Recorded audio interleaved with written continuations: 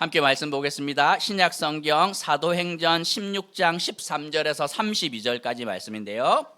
오늘도 본문이 조금 길긴 하지만 교독하시고 마지막 절은 다 같이 읽도록 하겠습니다. 예.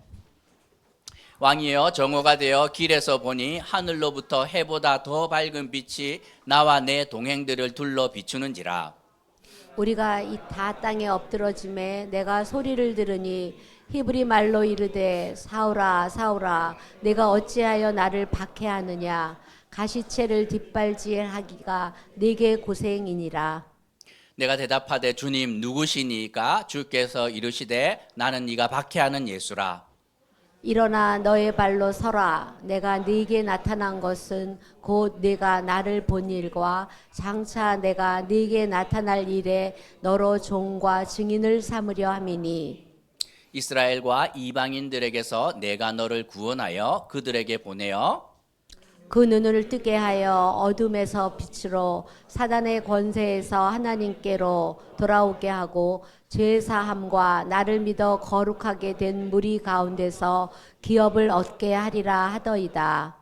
아그리빠 왕이여, 그러므로 하늘에서 보이신 것을 내가 거스르지 아니하고 먼저 다메섹과 예루살렘에 있는 사람과 온 유대 온 땅과 이방인에게까지 회개하고 하나님께로 돌아와서 회개에 합당한 일을 하라 전함으로 유대인들이 성전에서 나를 잡아 죽이고자 하였으나 하나님의 도우심을 받아 내가 오늘까지 서서 높고 낮은 사람 앞에서 증언한 것은 선지자들과 모세가 반드시 되리라고 말한 것밖에 없으니 곧 그리스도가 고난을 받으실 것과 죽은 자 가운데서 먼저 다시 살아나사 이스라엘과 이방인들에게 빛을 전하리라 함이니이다 하니라. 이렇게 많이 남았는데 그렇군요. 뭐 그냥 저기 스마트폰 켜서 보십시오. 네, 보시면 됩니다. 나머지 구절 제가 함께 설교하면서 말씀 함께 나누도록 하겠습니다. 해외여행 주로 가시면 하시는 일 중에 하나가 아마도 사진을 열심히 찍는 일일 것입니다. 최대한 예쁘게 최대한 많이 찍어서 자랑도 하고 추억으로도 남깁니다. 그런데 제가 아는 한 목사님은 해외여행 가도 웬만하면 사진을 찍지 않습니다. 물어봤어요. 봤더니만 상처가 있었다는 거죠. 저희는 이제 장로교도인데, 저는 장로교 신학을 같이 배운 사람인데, 저희에게서 제일 유명한 분 중에 하나는 칼빈입니다. 칼빈은 죽으면서 유언을 남기는데 내 무덤을 만들지 말라. 그래서 무덤이 없는데 몰래 누군가가 무덤을 만들었고, 그게 스위스 어디 귀퉁이에 있습니다. 그래서 JX 이렇게 붙어 있는데, 거기를 막 찾아가 가지고 자기가 이제 사진을 막 찍어서 와서 동료 목사님들한테 막 자랑을 했다는 거예요. 내가 그 칼빈의 막 무덤을 사진을 찍었다 이렇게 했는데, 목사님들은 웬만하면 서로를 인정하지 않습니다. 그 들었던 목사님, 스위스 근처도 가보지 않았던 목사님이 1분 만에 핸드폰을 열어서 사진을 찾더니만 그 당신이 찍은 사진보다 훨씬 더 낫다. 안 가도 된다. 인터넷에 다 있다. 상처를 받은 거죠. 그래서 이분이 그 다음부터 뭘 했냐면, 내가 절대로 이제 사진을 찍어서는 이분들을 이길 수 없다 이렇게 생각을 한 거죠. 대신에 이길 수 있는 방법이 뭐냐면, 오직 그렇게 사진으로 본 사람과 직접 눈으로 본 사람과의 차이가 뭐냐면, 직접 눈으로 본 사람만 가질 수 있는 확신과 자신감이 있는데, 이것은 사진으로 담아낼 수 없는 거예요. 어느 날 그 동료 목사님들이 막 그 성지순례 간다 하고 막 사진을 갖다 놓고, 여기가 갈릴리 막 지도 펴놓고 여기가 요단강 막 이렇게 하는데, 이 목사님이 쓱 가서 한마디 합니다. 목사님 가봤어요? 그러고 이제 쓱 돌아서 옵니다. 이분들이 아무 말 못하는 거죠. 왜? 이분은 갔다 오신 거죠. 오직 갔다 온 사람, 실체를 본 사람만 말할 수 있는 그 표정과 그 확신과 이런 게 있는데, 그것은 담아낼 수 없는 거죠. 그래서 사진 절대로 안 찍는다고. 왜냐하면 실체를 보면 그 사람들만 알 수 있는 무언가가 있다는 거예요. 우리는 하나님의 은혜를 경험한 사람들의 간증을 자주 들을 수 있습니다. 귀로 너무 많이 들을 수 있지만, 귀로 듣는 것 말고 내가 그 은혜의 실체를 경험하는 것은 귀로 들은 것과 비교할 수 없어요. 논리적으로 잘 설명해 낼 수는 없지만 나는 그것을 경험했다 할 때 그 표정과 눈빛에서 나오는 확신은 어떻게 해서든지 이겨낼 수 없는 것임을 우리는 알 수 있습니다. 오늘 본문에서 우리는 하나님의 아들 예수를 만난 사람의 고백을 들을 수 있는데 그의 삶에 어떤 일이 일어났는지 함께 묵상하며 교훈을 얻으려고 합니다. 바울은 그의 인생을 송두리째 변화시킨 사건이 있었는데 그것은 다름이 아니라 예수님을 만난 사건이었습니다. 바울은 대제사장으로부터 체포영장을 받아서 해외로 망명한 사람들을 잡으러 이렇게 다메섹이라는 곳으로 갔는데 13절에서 놀라운 일이 일어납니다. 아마도 그 시간은 12시 정도 되어서 태양이 가장 밝고 가장 뜨거운 그 순간이었는데 그런데 그 순간 갑자기 해보다도 더 밝은 빛이 하늘로부터 쏟아져 내렸고 바울과 함께한 모든 사람들이 그 빛에 압도당하여서 땅에 쓰러지게 됩니다. 그리고 강한 빛과 함께 하늘에서 소리가 들리는데 이 소리는 함께한 다른 사람들에게는 그냥 천둥 소리 비슷하게 들렸는지 모르겠지만 오직 바울에게는 분명한 소리로, 분명한 음성으로 다가옵니다. 바울은 4개 국어를 사실은 할 수 있습니다. 라틴어와 헬라어와 히브리어와 당시 사람들이 썼던 아람어, 이 4개 국어를 할 수 있는데 하늘에서 들린 음성은 뭐겠습니까? 바울이 4개 국어를 하니 하나님이 마음만 먹으면 그 중에 어느 거 선택할 수 있지 않겠습니까? 그런데 그 음성은 히브리어, 그러니까 분명하게 히브리어가 아니라 히브리 사람들이 쓰는 방언이었습니다. 아람어입니다. 아람어. 아람어는 국제적인 언어도 아니고 학문적인 언어도 아니고 귀족들이 쓰는 언어도 아니었고 그냥 평범한 사람들이 쓰는 길바닥 언어였는데 하나님께서 그 음성으로 사울의 이름을 불러줍니다. 왜 그러합니까? 예수님께서 어떤 말씀을 쓰셨냐면 아람어를 썼기 때문이에요. 지극히 평범한 삶을 살아가는 그들이 가장 쉽게 이해할 수 없는 그 아람어로 예수님께서 만나주셨습니다. 그 음성으로 베드로를 부르시고 마태를 부르시고 수가성 여인을 만나시고 나사로를 막 부르셨는데 무덤에서 부르셨는데 그 음성으로 이 사울의 이름을 불러주십니다. 사울아 사울아 어찌하여 나를 박해하느냐 가시채를 뒷발길질 하기가 내게 고생이라 이렇게 말씀합니다. 하늘의 음성을 듣는 순간 아 이분은 사람이 아니라 신이구나 하는 것을 확신하게 됩니다. 14절에서 등장하는 이 가시채라는 요 구절은 그 당시 속담이나 마찬가지였는데 길들여지지 않은 소를 우리가 이제 길들일 때 하는 것 중에 하나가 우리나라는 코에 이렇게 구멍을 뚫지 않습니까? 걔네들은 하는 것 중에 엉덩이를 막 찌릅니다. 막대기에 가시 같은 것을 달아서 주인이 원하는 대로 가지 않으면 엉덩이를 막 찔러서 이제 가도록 하죠. 그러면 이제 소가 길들여지지 않은 소는 화가 나니 발로 막 뒤에 거를 차는데 차면 찰수록 자기 몸을 상하게 하니 주인에게 말을 듣는 것이 편안한 삶이 되어서 그런 방식으로 길을 들입니다. 그 농사 짓는 사람들 사이에서 있었던 말인데 이것이 시간이 지나면서 속담이 되었고 나중에 이 말은 신과 싸우는 사람들의 어리석음을 표현할 때 쓰는 속담으로 바뀌게 됩니다. 이 말을 쓰자 바울은 분명하게 깨닫죠. 아, 이분은 그냥 웬만한 존재가 아니라 하나님이구나 하는 사실을 압니다. 그러니 15절에서 하나님의 음성에 대답합니다. 이 성미가 보통이 아닌 바울이 이름을 부를 때 대답할 수 있지요. 당신 누구야? 이렇게 할 수 있지만 이 그 음성에 압도당하면서 주님 누구십니까? 하고 공손하게 대답합니다. 그러자 하늘의 음성이 들린데 나는 네가 그렇게도 박해하는 예수다. 바울은 사울아 사울아 부를 때부터 직감했습니다. 이게 큰일 났구나 싶었는데 네가 나를 핍박하는 예수다 이렇게 말하자 이 낭패 중에 낭패가 이런 낭패가 어디 있습니까? 사실 바울은 예수님을 핍박한 적이 한 번도 없습니다. 왜냐하면 바울이 활동할 때는 예수님이 세상에 계시지 않았어요. 그러니 바울이 예수님을 핍박한 적이 한 번이 없는데도 불구하고 예수님이 나타나서 나는 네가 핍박하는 예수다 이렇게 말하자 바울이 깨닫는 거죠. 내가 스데반을 죽였는데 내가 스데반을 죽인 것이 아니라 예수님을 죽였구나. 내가 교회와 교인들을 핍박했는데 그냥 단순히 교회와 교인들을 핍박한 것이 아니라 예수님을 핍박한 것이구나. 예수님에게 교회와 성도들은 당신의 몸이나 마찬가지였는데 내가 그걸 몰랐구나. 그 낭패인 것이지요. 그런데 더 이상한 것은 예수님의 음성입니다. 누군가가 내 자식을 막 괴롭혔을 때 그 범인을 잡아서 내 이놈 이렇게 할 때 이게 야단쳐야 맞을 텐데 예수님을 그렇게 핍박하였던 바울을 향하여서 하늘의 음성이 들리는데 이게 조금 이상합니다. 사울아 사울아 이렇게 부르는데 그 음성에는 분명하게 신적 권위가 담겨 있었지만 화를 내는 음성이 아니었습니다. 그 음성에는 인자와 긍휼과 바울을 지극히 불쌍히 여기시는 하나님의 사랑이 이렇게 담겨 있으니 바울이 더 막 불안한 거죠. 하늘의 빛에 눈이 멀어버린 바울은 사람들의 도움을 받아야 이동할 수 있게 되었고 사람들의 도움을 받아 마을에 들어가지만 이제 2차 음성이 들려야 되지 않습니까? 나는 네가 핍박하는 예수다. 여기까지는 됐는데 그래서 불러서 어떻게 하겠다는 겁니까?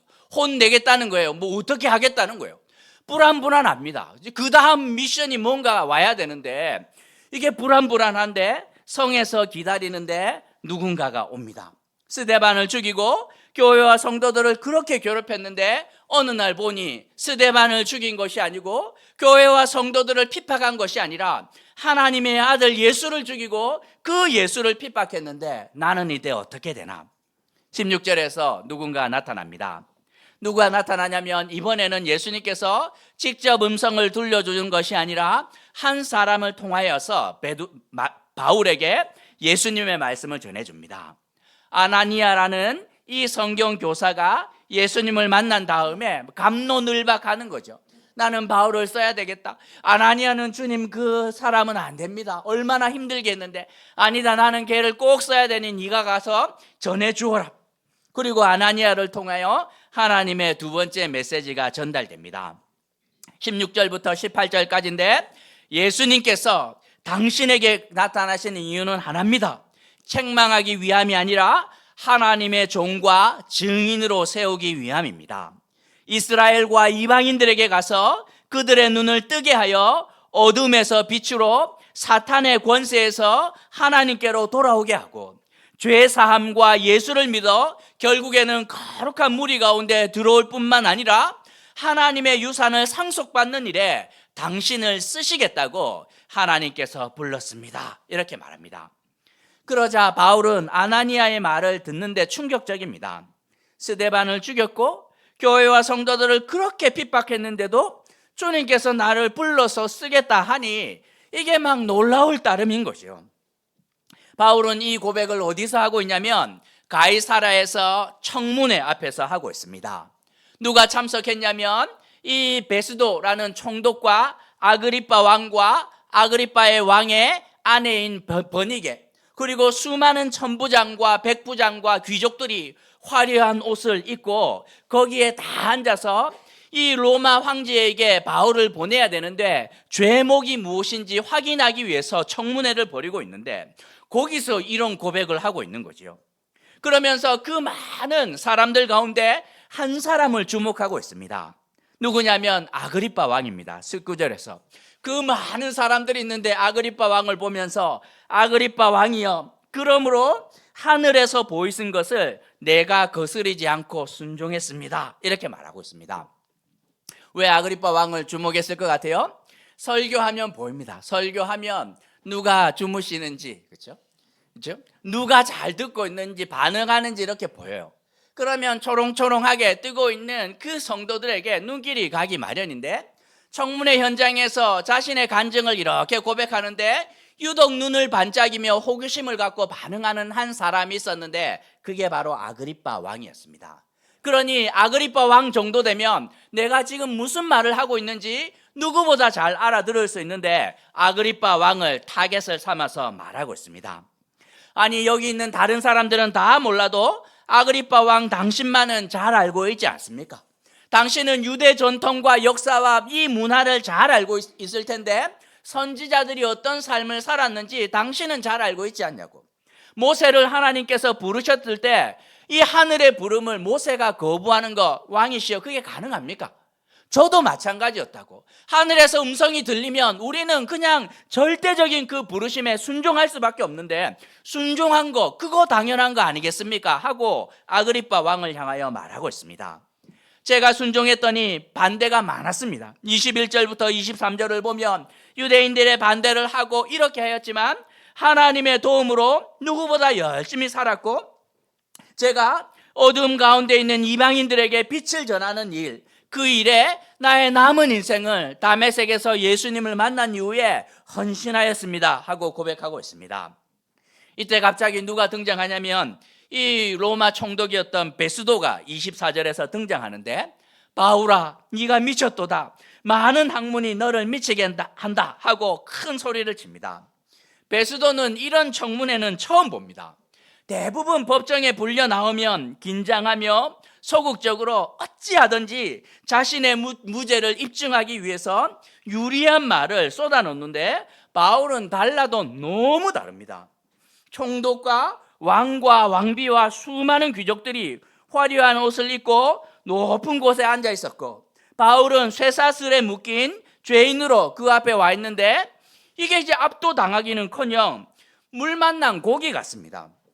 무슨 믿는 구석이 있는지 막 당당함이 하늘을 찌르고 막 거기에서 막 아그리빠 왕이여 당신은 알아들어야 하지 않겠습니까? 막 부르고 하고 싶은 말을 거침없이 쏟아내는데 베스도 총독이 확신합니다. 이놈은 미친놈이 확신하구나. 뭐 많이 배운 것 같은데 네가 그 미친 것 아니냐? 아니 어떻게 죄인으로 우리가 너 지금 유죄 이렇게 해가지고 막 구형할 때 사형 이렇게 써서 보내면 생명이 오락가락 하는데 어떻게 하나도 긴장하지 않고 그런 말을 막 쏟아내는지 제정신이 맞냐? 너 그렇게 하면 로마 가서 죽는 거야 하고 경고합니다. 그러자 바울이 한술 더 뜨지요. 25절에서 총독이여 저는 미친 것이 아니고 맨정신으로 참되고 온전한 말을 하고 있습니다.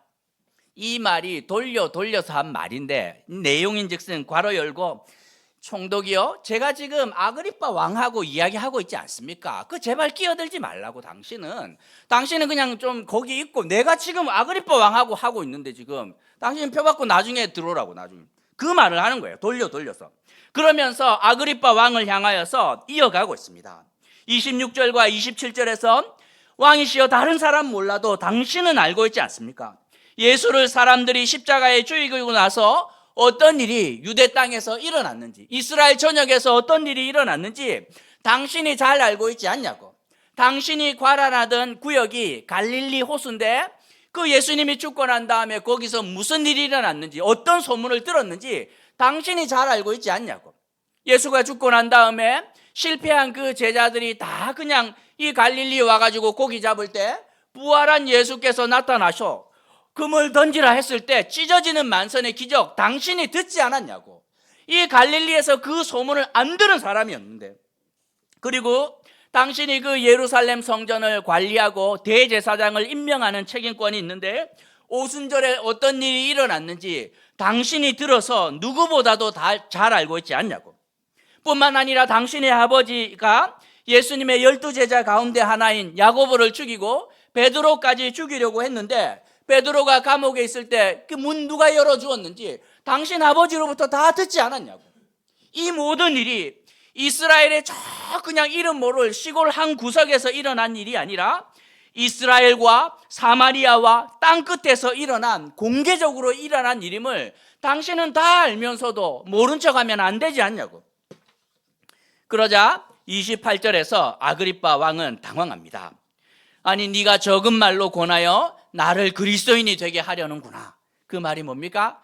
아니 청문회에서 뭐 변론이나 하지 무슨 거기서 간증 집회를 하고 있냐. 네가 선을 넘었다 이렇게 말하자 29절에서 바울이 막 몰아칩니다. 말이 적으나 많으나 당신뿐만 아니라 여기 있는 모든 사람들이 나와 같이 정말 예수를 만난 경험을 하고 있는 나와 같이 되기를 바랄 뿐입니다. 이렇게 말합니다. 청문회를 더 이상 진행할 수 있습니까? 청문회 주도권이 이제 바울에게 완전히 빼앗겼어요. 여기는 무슨 말을 해도 뭐 이렇게 자기 말을 주장할 텐데 더 이상 청문회를 진행하는 게 의미가 없습니다. 그러자 청문회를 이렇게 멈추고 30절에서 보면 왕과 총독과 왕비 버니게와 함께한 모든 귀족들이 일어나서 퇴장합니다. 야, 안 되겠다. 여기서 그만. 이제 청문회 끝 하고 나갑니다. 나가면서 31절에서 서로 뭐라고 말하냐면 이 사람 무죄. 이렇게. 그러면서 아그리빠 왕이 모든 것을 지켜보면서 총독에게 무언가를 보고서를 써야 되는데 말하고 있습니다. 만약 바울이 가이사에게 상소하지 않았다면 석방될 수 있었을 텐데요. 참 이 사람은 무죄인데 바울이 그냥 가이사에게 상소를 올렸기 때문에 우리가 할 수 없이 보내야 되지만 괄호 열고 그냥 종교적인 문제, 무고한 사람 써서 보내는 것 외에는 답이 없습니다 하고 사건을 정리합니다.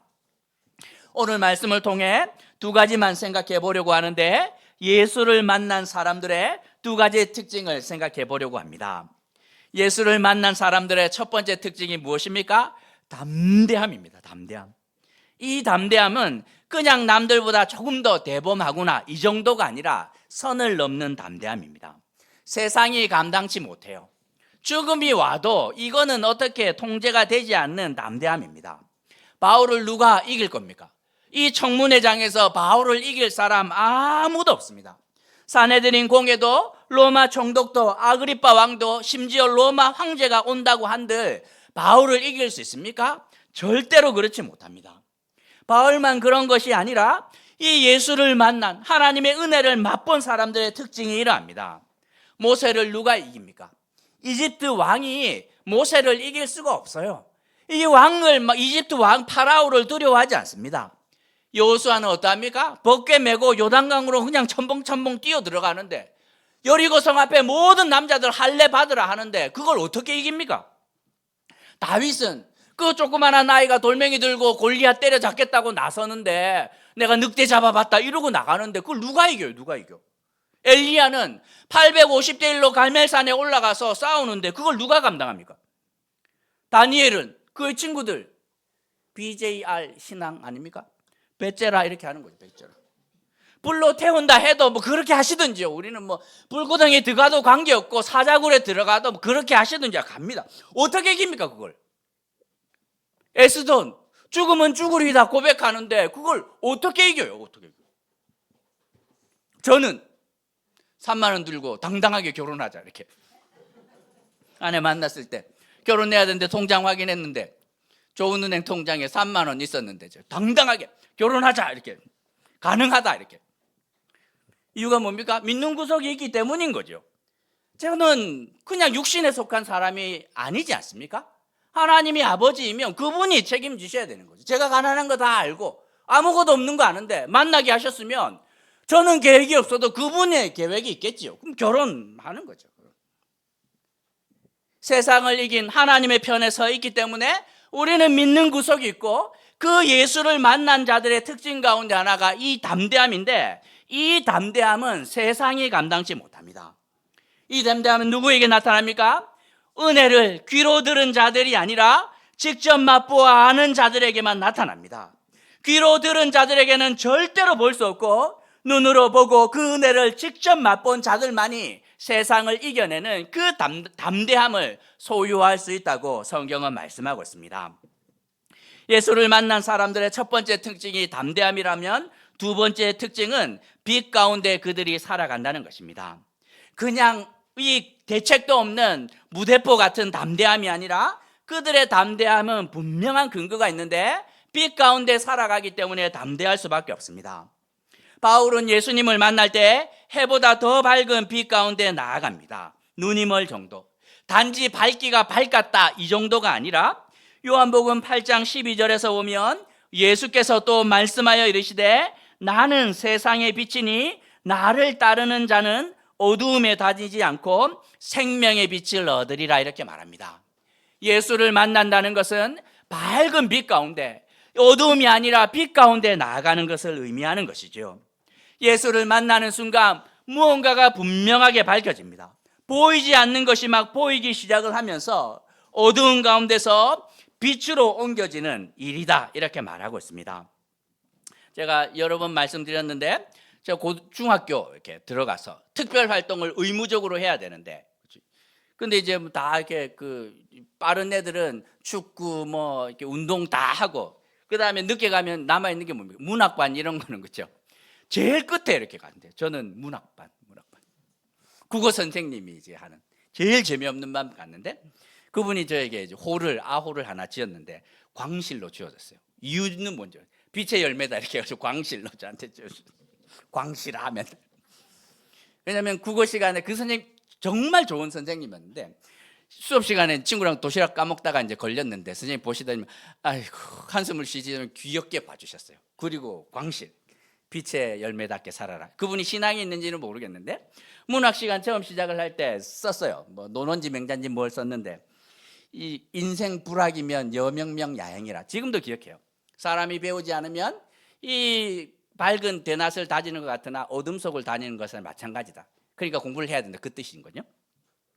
우리가 밝은 빛 속에 살아가는 것처럼 보이지만 예수를 만나지 않으면 뭐가 진리고 뭐가 생명인지 알지 못합니다. 많은 사람들이 이게 생명인 줄 알고 바울이 열심히 예수를 핍박하고 교회와 성도들을 막 괴롭히고 스데반을 죽이며 살아갔는데 예수님을 만나고 나서 이게 분명해지자 엉터리 같은 일을 했음을 알게 되는 것이지요. 정말 막 내가 지금 생명이 길인 줄 알고 붙들었는데 그게 이 사람을 죽이는 일, 거꾸로 가고 있었던 것이죠. 마치 이렇게 지도 막 잘못 보는 것처럼 동서남북을 모르니 반대 방향으로 가고 있었던 것입니다. 아차 싶은 것입니다. 예수를 만난다는 것은 밝은 빛 가운데 들어가며 그분이 우리의 길을 인도하는데 그분을 만나면 담대할 수밖에 없어요. 왜냐하면 확실하기 때문이에요. 너무나도 분명하기 때문에 그 길로 갈 수밖에 없는 것이죠. 제 친구 중에 진짜 군인이 하나 있습니다. 한날은 씩씩거리며 와서 막 학자들이 도대체 뭘 하는 거냐고 막 한숨을 막 쉬면서. 왜냐하면 이렇게 건강 이렇게 하시는 분들이 아침에 먹는 사과가 금사과고 저녁에 먹는 거는 독사과다 이렇게 해가지고 군대에서 그걸 찰떡같이 믿고 전력 강화를 위해서 아침마다 군인들에게 사과를 열심히 먹여서 이렇게 막 전력 강화를 했는데 어느 날 그거 아니다 이렇게 말하는 거죠. 지금까지 그러면 아니 국가에 이게 국은을 걸고 막 이 군인들에게 아침마다 사과 먹이면서 전력 강화를 시켰는데 그런 거 아니다 이렇게 말하면 어떻게 되냐고. 의사와 학자들이 그 책임을 지고 조금 이야기를 해야지. 우리는 그걸 찰떡같이 믿었는데 그게 생명인 줄 알고 갔는데 뚜껑을 열어보니 아니더라는 거예요. 바울은 빛 대신 예수님을 만나자 모든 것이 너무나도 분명해집니다. 어두운 가운데 빛이 밝혀지자 이제 막 보이기 시작을 하는 거죠. 어디가 생명의 길인지, 사람들이 사탄의 권세 가운데 사로잡혔으며 죄 가운데서 왜 하나님께로 돌아와야 되는지, 돌아올 때 어떤 일이 생기는지 너무나 분명합니다. 그리고 선교 여행을 다니면 다닐수록 너무 분명하지요. 예수를 믿는 믿음만이 소망임이 확실합니다. 예수를 믿고 많은 사람들이 어둠에서 빛으로 돌아오고 사탄의 권세에서 하나님께로 돌아오고 거룩한 무리가 될 뿐만 아니라 하나님께서 주신 믿음의 유산을 막 상속받는데 놀랍기 그지없는 것이죠. 프랑스의 작가 장주네라는 분 압니까? 저도 모릅니다. 설교 준비하다가 어떻게 우연찮게 걸려들었는데 이분이 유명한 분이더라고. 이분이 태어났는데 매춘부의 사생아로 태어났고 7개월 만에 고아원에 버려진 아이. 그러니까 이제 뭐 존재 자체가 너무나도 초라하지요. 할 수 있는 게 뭐 도둑질밖에 없습니다. 유럽 전역을 떠돌며 절도에 마약에 남창질까지 하면서 결국에는 감옥을 전전하다가 이게 너무나도 심각하니 영구적인 격리를 당합니다. 얘는 밖으로 보내면 안 되는 애. 그리고 종신형을 선고받는데 그런데 놀랍게도 이분이 감옥에서 할 수 있는 게 뭡니까? 글을 쓰는 일을 하는 거죠. 시를 쓰고 소설을 썼는데 누구를 감동시키냐면 당대 철학자 사르트르를 감동시킵니다. 당대 그 탁월한 천재화가 피카소를 감동시키는 거죠. 이 사르트르와 피카소 같은 사람들이 나타나면서 대통령에게 단원서를 씁니다. 이 작가는 감옥에 있으면 안 됩니다. 그게 우리가 국력 낭비고 얘는 감옥 밖으로 나와서 열심히 작품 활동을 해야 되는데 끄집어내야 됩니다. 지금까지 어둠 속에서 엉터리같이 살았는데 얘 안에 있는 이 은사들은 거기에 썩히면 우리가 손해입니다 하고 대통령에게 이분들이 이렇게 탄원서를 썼는데 결국에는 특별 사면을 받아 출소하였고 죽을 때까지 시와 소설을 쓰고 영화 감독까지 하였다고. 자신의 출생을 얼마나 비관했겠습니까? 어두운 가운데 있으면 잘 몰라요. 그런데 자신의 재능을 알아보주는 사람들을 만나면서 빛 가운데로 나아가는 거죠. 죄를 멀리하고 나에게 허락된 은사를 어떻게 세상에 돌려줘야 되는지 분명하게 압니다. 이분은 예수 믿는 사람이 아니에요. 하지만 사람이 그를 알아주기만 해도 인생이 이렇게 변하는데, 이 예수님을 만날 때, 그 빛 되시는 예수님을 만날 때 우리 인생은 얼마나 많은 변화를 경험하는지 모릅니다. 제가 시골에 우연찮게 갔다가 이 할머니, 이제 그 권사님인데 거기에 신방할 일이 한번 생겼어요. 90이 넘었는데 이렇게 그 치매가 와가지고 알아봤다가 못 알아봤다. 목사님 오셨어요? 그러다가 또 누구세요? 이렇게 왔다 갔다 하는데, 목사님 오셨으니 이제 식사를 준비하겠다 해서 상을 그 할머니가 차렸어요. 안 먹을 수 없지 않습니까? 권사님 밥 주세요. 이렇게 받았는데, 마침 그때 누가 왔냐면 누가 초인종을 눌렀습니다. 눌렀는데 이제 문을 열었더니만 누가 왔냐면 이렇게 이단들이 전도하러 온 거예요. 근데 이제 전도하러 왔다. 그러니까 우리 목사님 친구 왔다 그러면서 들어오시라고 그러면서 좀 기다리라고 하고 이제 되는데, 제가 옆에서 이걸 개입해서 말려야 되나 이렇게 했는데 지켜보기로 했는데 그분들이 와서 두 명이서 와서 아주 유창하게 이제 이게 설을 풀었습니다. 그런데 이 권사님이 앉아서 치매가 오니 뭔가 이렇게 왔다 갔다 하지 않습니까? 그런데도 그분들의 말을 듣는데 3분 딱 듣더니만 됐다 가서 그러고 보냈어요. 뭐 논리적으로 뭐 이게 뭐가 잘못했다, 신학적으로 뭘 잘못, 이게 아니에요. 3분 딱 듣더니 분명합니다. 니는 아니다 이렇게. 왜냐하면 이분은 예수를 만난 사람이 아닙니까? 뭔가 유창하게 설명하지는 못해도 진짜를 알기 때문에 진짜 외에는 다 가짜라는 사실이 분명해요. 그리고 보내놓고 갑자기 생각이 났습니다. 우리 집에 목사님 왔는데. 그리고 이어서 식탁을 차렸습니다. 그리고 상을 갖다 와서 목사님 식사하시라고. 그러면서 목사님, 귀한 목사님 오셨는데 제가 기도하겠습니다 하고 권사님이 기도했어요. 90이 넘어서 치매가 왔는데 참 그 기도가 얼마나 의뢰됐는지 모릅니다. 그리고 나중에 기도를 마치는데 죄인 아무 공로 없으나 예수 이름 의지하여 기도합니다 하고 아멘 하는데, 제가 고개를 들 수 없습니다. 그냥 가만히 있는데 눈물이 뚝뚝 떨어지는데, 이렇게 살아왔구나. 예수를 믿는 사람들의 특징이 뭡니까? 빛 가운데 있기 때문에 분명해지는 거예요. 이 너무나도 분명해집니다. 그분은 딸만 넷을 낳았는데 사실은 딸만 넷을 낳은 것이 아니라 아들이 둘 있었어요. 그런데 아들을 주셨는데 이제 화로불에 데여서 둘을 다 있습니다. 근데도 분별해요. 큰 성공했다고 교만하거나 자랑하지 않고 실패했다고도 낙심하지 않습니다. 왜냐하면 빛 가운데 있기 때문에 분별이 되는 거예요. 하나님께서 나는 아들을 키울 만한 그릇이 아니기 때문에 먼저 데려갔구나. 그리고 딸넷 열심히 키우면서 열심히 살아가요. 환경에 동요됨이 없습니다. 빛 가운데 있으니 하나님께서 내 인생을 어떻게 인도하고 심지어 고난조차도 어떻게 선하게 바꾸는지 그분은 분명하니 살아가면 살아갈수록 그 담대함이 세상이 감당치 못하는 것. 바울이 예수를 만난 것처럼 우리도 좀 깊이 만나주시기를 기도해야 되지 않겠습니까?